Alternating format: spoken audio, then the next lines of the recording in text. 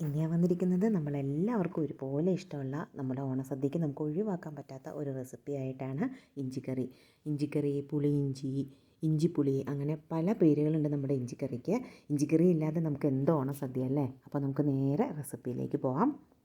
അപ്പോൾ നമ്മുടെ ചാനൽ ആദ്യമായിട്ട് കാണുന്നവരാണെങ്കിൽ സബ്സ്ക്രൈബ് ചെയ്യാൻ മറക്കല്ലേ. നമുക്ക് ഇഞ്ചിക്കറി മാത്രമല്ല, നമ്മുടെ ഓണസദ്യക്ക് വേണ്ട എല്ലാ വിഭവങ്ങളുടെയും റെസിപ്പി നമ്മുടെ ചാനലിലുണ്ട്. അതിൻ്റെ എല്ലാ ലിങ്ക് ഞാൻ താഴെ ഡിസ്ക്രിപ്ഷൻ ബോക്സിൽ കൊടുത്തേക്കാം. അപ്പോൾ നമുക്ക് നേരെ റെസിപ്പിയിലേക്ക് പോകാം. ചട്ടി ചൂടായിട്ട് വരുമ്പോൾ ഞാൻ അതിലേക്ക് ഒരു 5 ടേബിൾ സ്പൂൺ വെളിച്ചെണ്ണ ഒഴിച്ചു കൊടുത്തിട്ടുണ്ട്.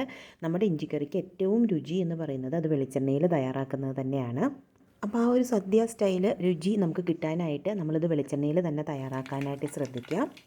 അതിലേക്ക് ഞാൻ 1 സ്പൂണാണ് കടുക് ഇട്ട് കൊടുത്തിരിക്കുന്നത്. അപ്പോൾ ഈ കടുക് നന്നായിട്ട് പൊട്ടി വരുമ്പോൾ നമുക്കതിലേക്ക് ചെറുതായിട്ട് അരിഞ്ഞു വെച്ചിരിക്കുന്ന ഇഞ്ചി ചേർത്ത് കൊടുക്കാം. ഇഞ്ചി ഞാനിവിടെ എടുത്തിരിക്കുന്നത് ഒരു 250 ഗ്രാമാണ്. അത് ഇതുപോലെ പൊടിയായിട്ട് അരിഞ്ഞു വെച്ചിരിക്കുകയാണ്. ഇത് നമ്മൾ ഇതുപോലെ തന്നെ വറുത്തെടുക്കുകയാണ്. പിന്നീട് ഇത് നമ്മൾ മിക്സിയിലിട്ട് പൊടിക്കാനോ ഒന്നും പോകുന്നില്ല. ഇപ്പോൾ നിങ്ങൾക്ക് ഇതുപോലെ പൊടിയായിട്ട് അരിഞ്ഞെടുക്കാനായിട്ട് മടിയാണ് എന്നുണ്ടെങ്കിൽ ഇഞ്ചി കുറച്ച് വലുതായിട്ട് അരിഞ്ഞിട്ട് നന്നായിട്ട് വറുത്ത് പൊടിച്ചെടുത്താൽ മതി. ഇവിടെ നമ്മൾ എല്ലാം കൂടെ വറുക്കാനുള്ളതെല്ലാം കൂടെ ചെറുതായിട്ട് അരിഞ്ഞ് ഒരുമിച്ച് വറുത്തെടുക്കുകയാണ് ചെയ്യുന്നത്. ഇനി നമുക്കതിലേക്ക് ഒരു 10 ചെറിയ ഉള്ളി അതുകൂടെ ചേർത്ത് കൊടുക്കാം. ഇതെല്ലാം നമുക്ക് വറുത്തെടുക്കാനുള്ളതാണ്. ഇനി ഞാൻ അതിലേക്ക് ഒരു 5 പച്ചമുളക് കൂടെ ചേർക്കുന്നുണ്ട്. അതിലേക്ക് നമുക്ക് ഒരു 2-3 തണ്ട് വേപ്പില കൂടെ ഒന്ന് മുറിച്ചിട്ടിട്ട് അതും കൂടെ അങ്ങ് ചേർത്ത് കൊടുക്കാം. ഇനി ആവശ്യത്തിന് ഉപ്പ്, ഞാനിവിടെ ഒരു സ്പൂണോളം ഉപ്പ് ചേർക്കുന്നുണ്ട്.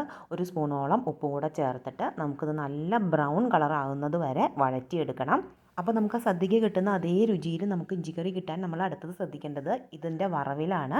അപ്പോൾ നല്ല ബ്രൗൺ കളർ ആകുന്നത് വരെ നമ്മളിത് വറുത്തെടുക്കണം. അപ്പോൾ അതായി വരുന്ന സമയം കൊണ്ട് നമുക്കതിൽ ചേർക്കാനുള്ള പുളിയും ശർക്കരയൊക്കെ റെഡിയാക്കി എടുക്കാം. അപ്പോൾ പുളി ഞാൻ ഇവിടെ ഒരു വലിയ നാരങ്ങയുടെ വലുപ്പത്തിൽ, ഈ ഒരു വലുപ്പത്തിലാണ് പുളി എടുത്തിരിക്കുന്നത്. ഇതൊന്ന് നമുക്ക് നന്നായിട്ട് പിഴിഞ്ഞെടുക്കണം. അപ്പോൾ പിഴിഞ്ഞെടുക്കാനുള്ള എളുപ്പത്തിന് 1 കപ്പ് ചൂടുവെള്ളം ഒഴിച്ച് ഒരു അരമണിക്കൂർ വെക്കുക. അതിന് ശേഷം നമുക്കിത് കൈകൊണ്ട് തന്നെ നന്നായിട്ടൊന്ന് പിഴിഞ്ഞെടുക്കാം. അപ്പോൾ ചെറിയ ചൂടുവെള്ളത്തിലിട്ട് കുറച്ച് നേരം വെച്ചാൽ നമുക്കിത് പിഴിഞ്ഞെടുക്കാനായിട്ട് എളുപ്പമാണ്. അപ്പോൾ അത് പിഴിഞ്ഞ് അരിച്ചെടുത്ത് മാറ്റി വയ്ക്കുക. അതിനകത്തുള്ള കുരു നാരും എല്ലാം ഒന്നും വരില്ലാത്ത പോലെ അരിച്ചെടുത്ത് നമുക്കതിൻ്റെ നീര് മാറ്റി വയ്ക്കാം.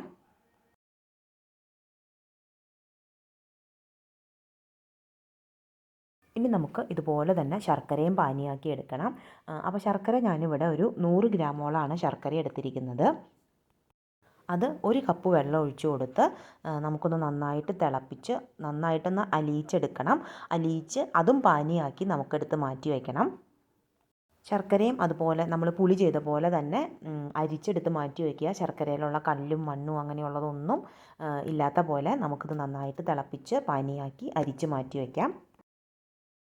അപ്പോൾ നമ്മുടെ ഇഞ്ചിയൊക്കെ പതുക്കെ കളറൊക്കെ മാറി വരുന്നുണ്ട്. അപ്പോൾ ഞാൻ ആദ്യം തന്നെ പറഞ്ഞിരുന്നു നല്ല ബ്രൗൺ കളറായിട്ട് നമുക്ക് വറുത്ത് കിട്ടണം ഇത്.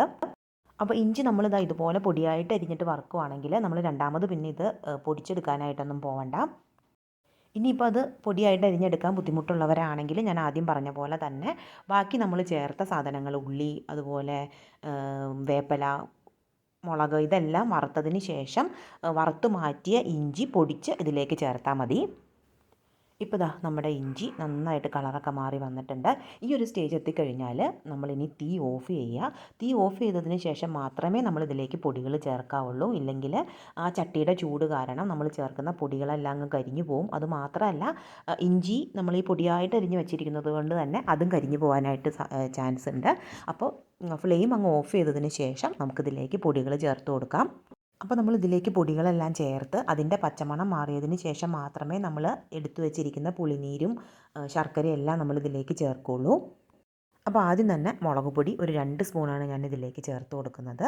മഞ്ഞൾപ്പൊടി ഒരു 1/2 സ്പൂൺ. അടുത്തത് കായപ്പൊടി ഒരു 1/4 സ്പൂൺ. അതുപോലെ തന്നെ ഒരു 1/4 സ്പൂൺ ഉലുവപ്പൊടി. അപ്പോൾ ഇത്രയും ചേർത്ത് നന്നായിട്ടൊന്നങ്ങ് മിക്സ് ചെയ്ത് കൊടുക്കുക. നമ്മുടെ ആ ചട്ടിയുടെ ചൂട് മതി നമ്മുടെ ഈ പൊടിയുടെ പച്ചമണമൊക്കെ മാറി വരാനായിട്ട്. ഇനി നമുക്ക് നമ്മുടെ സ്റ്റൗ ഓണാക്കി ലോ ഫ്ലെയിമിൽ വെക്കുക. അതിലേക്ക് നമ്മൾ എടുത്തു വെച്ചിരിക്കുന്ന പുളിനീര് നമുക്ക് ചേർത്ത് കൊടുക്കാം.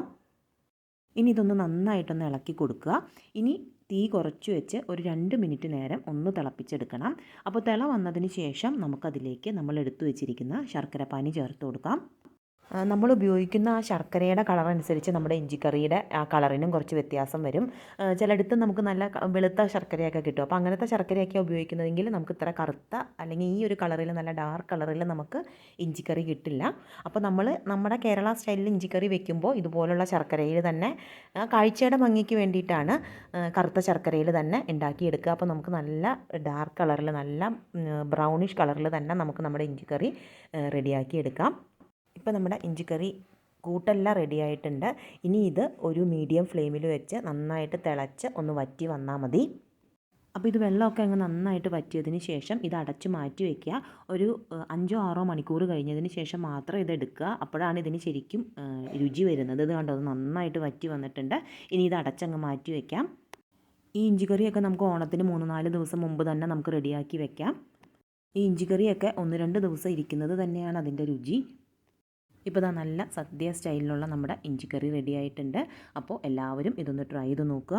അപ്പോൾ ഞാൻ ആദ്യം പറഞ്ഞ പോലെ തന്നെ എല്ലാ ഓണവിഭവങ്ങളും നമ്മുടെ ചാനലിൽ ഞാൻ അപ്ലോഡ് ചെയ്തിട്ടുണ്ട്. അപ്പോൾ അതിൻ്റെ എല്ലാ ലിങ്ക് താഴെ ഞാൻ ഡിസ്ക്രിപ്ഷൻ ബോക്സിൽ കൊടുക്കാം. മുകളിൽ തന്നെ ഐ ബട്ടൺ ക്ലിക്ക് ചെയ്താൽ നിങ്ങൾക്ക് എല്ലാ വീഡിയോസും കിട്ടും. അപ്പോൾ എല്ലാവരും ഇത് ട്രൈ ചെയ്ത് നോക്കുക, ഫീഡ്ബാക്ക് എന്നെ അറിയിക്കുക. അതുപോലെ എൻ്റെ ചാനൽ സബ്സ്ക്രൈബ് ചെയ്യാതെ കാണുന്നവരാണെങ്കിൽ സബ്സ്ക്രൈബ് ചെയ്ത് തന്നെ സപ്പോർട്ട് ചെയ്യുക. പുതിയൊരു വെറൈറ്റി റെസിപ്പി ആയിട്ട് നമുക്ക് വീണ്ടും കാണാം. താങ്ക്